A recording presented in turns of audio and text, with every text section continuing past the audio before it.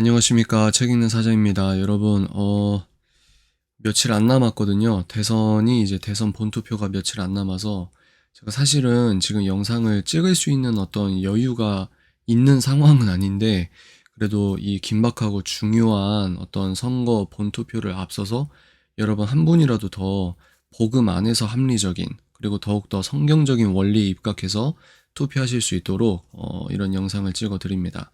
내 투표지 못 맡겨 신분만 확인한 후 돌아간 확진자들이 좀 계시잖아요. 근데 본투표가 사실상 불허다 이렇게 말하고 있습니다. 여기 보시면 선관위가 지역 선관위가 상황 기록 확인해 결정해라 이라지만 일부 지역 선관위는 누가 투표하지 않고 갔는지 기록이 없다.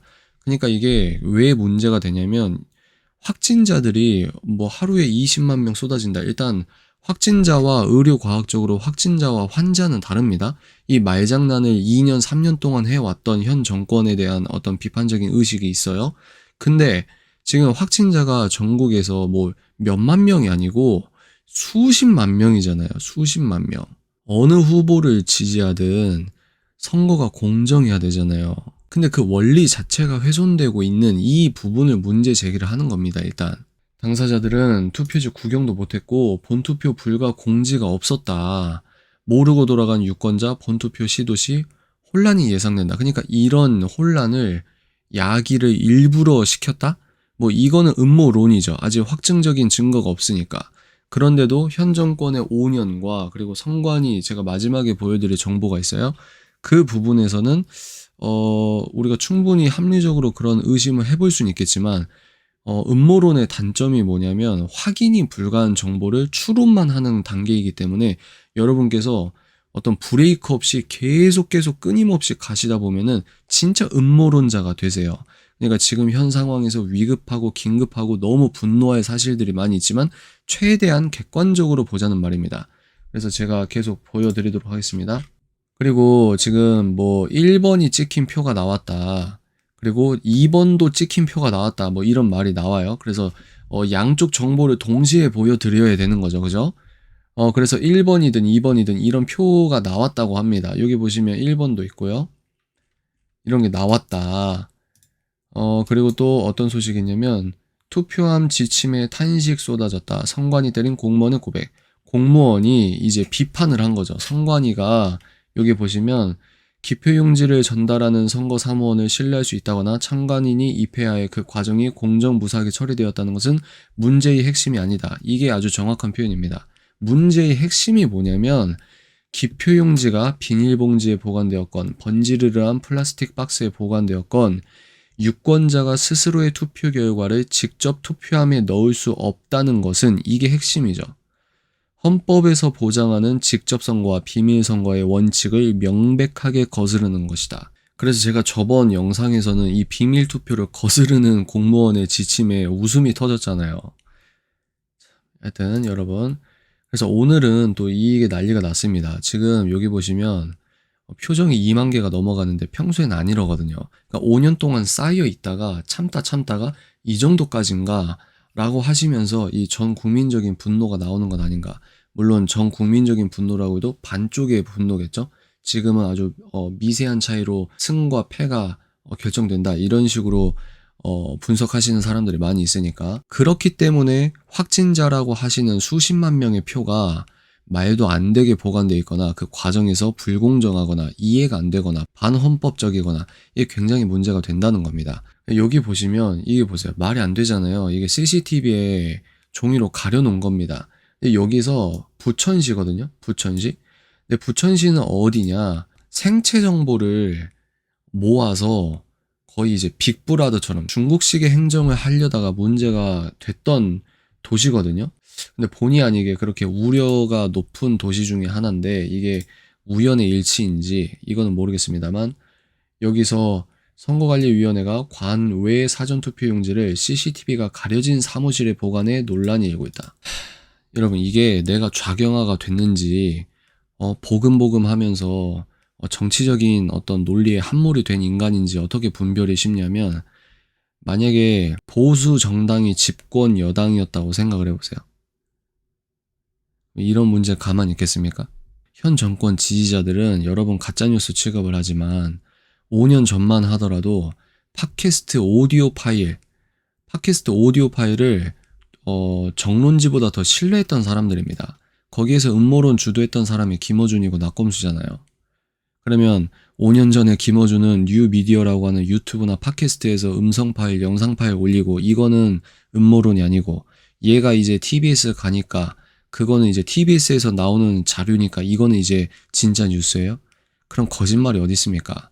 조중동도 편집하고 의도적으로 자기들이 지지하는 어떤 이념 세력에 유리하게 편집을 하는 부분이 있겠죠. 그러면 한경호는 없습니까? 한경호는 없어요? 여간 말이 너무 길어지니까. 그러니까 너무 단순하게 생각하는 사람들이 많다는 거야. 움직이지 않는 성경 66권을 절대 진리라고 따르는 기독교인들은 이러면 안 되죠. 복음 안에서 합리적인 생각을 해야지, 본인이 지지하는 정당 논리에 함몰돼서 그냥 똑같이 정치 투쟁하는 사람들이랑 똑같이 하면 됩니까, 그게? 여기에서 이게 보시면 7일 국민의힘 부천 4개 당협위원회에 따르면 이날 이음재, 서영석, 최한식 당협위원장과 광내경 시의원 등 12명은 사전투표 부실 관리에 대한 대책 마련 촉구를 위해 부천시 선거관리위원회 사무국장실을 방문했는데, 이곳에서 이 같은 상황을 목격하고 얼마나 이 사람들이 충격을 받았겠습니까? 야, 정말 이딴 식으로 관리가 되는 거야? 근데 보십시오. 선관위 관계자들이 분류하기 전에 마땅히 보관할 곳이 없어서 사무국장실을 보관하고 있다라고 해명을 했는데, 황당한 장면을 목격했는데 CCTV 종이가 가려져 있었다. 무슨 범죄 집단입니까? 이거 보세요. 그러면 정말 놔둘 데가 없어서 본의 아니게 여기에 뒀다고 하면 더더욱 CCTV를 잘 돌아가게 해야 되는 거 아닙니까? 그래야 본인들이 나중에 억울한 일 당했을 때, 야, CCTV 봐라, 우리 아무 일도 아무 짓도 안 했다, 그렇게 할 수 있는, 진실을 밝힐 수 있는 유일한 증거 아닙니까? 오히려 CCTV를 더욱더 잘 돌아가게 해야 되는 거 아니에요? 뭐 이런 뉴스는 하여튼 여러분, 더 충격적인 소식이 있습니다. 자, 보시면 아직 투표도 안 했는데 봉인된 투표함이 왜 보관소에 있냐, 이렇게 지금 인용을 한 기사 제목을 보고 있습니다. 여기 보시면 대통령 선거 투표지 보관소에 정체를 알 수 없는 보관함이 보관되어 있다는 주장이 제기된 겁니다. 주장이. 2월 28일 진해 선관위 보관소에 봉인된 투표함이 11개가 보관되어 있는 것을 발견하고 제보자가 온라인 커뮤니티에 해당 사진을 공개했다. 그래서 사진상으로는 실제로 봉인된 상태인지 투표 보관함이 실제로 빈통인지 내부는 확실하게 파악할 수 없습니다. 그러니까 이거를 확증적으로 이겁니다, 저겁니다 말을 하면 안 되는 거죠. 일단 이런 사진에 의혹이 제기가 됐다. 이거는 이제 의혹 제기라고 할지라도 그 뒤에 오는 뉴스는 신빙성이 있어 보이는 부분이 있습니다. 영상 자체가 있다고 하는데, 보세요. 이건 나중에 여러분들 찾아보시면 되고, 박주연 변호사 TV라고 합니다. 은평구 선관위에서 또 부정선거 의혹이 났다. 이재명 기표된 투표지가 3장이 발견됐다. 윤석열 기표된 투표지도 발견이 됐다. 제가 아까 보여드렸죠? 여기 보시면 이런 것도 발견이 됐다고 하는데, 일단 1번도 발견이 됐는데 여기서 또 나온 게 이제 3장이 발견됐다, 이런 의혹이 제기가 됐다고 합니다. 그리고 다음 소식은 투표 2번 했다는 이재명 지지자 신분증 확인도 안 하더라 라는 제목입니다. 그래서 이 사람이 지금 게시물을 올렸는데 이게 실제인지 아니면 그냥 관심 종자인지 이거는 몰라요. 특히 지금 중차대하고 전 국민이 아주 예민한 상황에서는 이런 것들 하나 보고 여러분들이 곧바로 사실이라고 믿으면 안 되고, 일단 우리가 이런 게시물이 있구나, 사실일 수도 있고 아닐 수도 있는데 유추를 하는 거죠. 근데 실제로 이 사람이 뭐라고 합니까? 확진자 투표에 신원 인증 안 한다는 말이 있어서 실수인 척 들어가 봤는데 확인 안 합디다. 1번 한 번 더 힘 보태고 살포시 나왔네요. 이렇게 얘기를 해요. 근데 이 사람의 말이 진짜인지 아닌지 모르겠지만 이 사람이 본인이 주장했던 근거 중에 하나가 뭐죠? 확진자 투표에 신원 인증을 안 한다. 그럼 여기서 아까 뭐라고 했죠? 다른 뉴스이긴 하지만 누가 투표 않고 갔는지 기록이 없다. 그리고 실제로 여러분들 확진자 분들이 내가 투표를 갔을 때 신분증 확인 안 했다라고 이렇게 증언하시는 분들이 계시거든요.